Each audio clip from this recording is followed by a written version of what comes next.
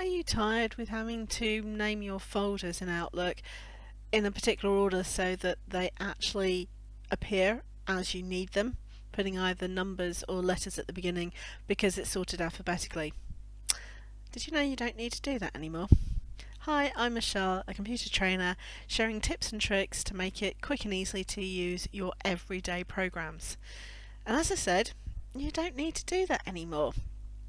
All we need to do is, although the default you'll notice is inbox, draft, sent, deleted, so our main folders, and then everything else is alphabetical, we can just click and drag. If I want the collaboration magic bundle higher up, I just need to click and drag, and maybe I want them underneath my inbox.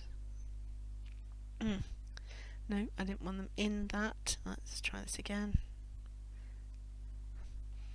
And I can just click and drag, put them into any order that I want.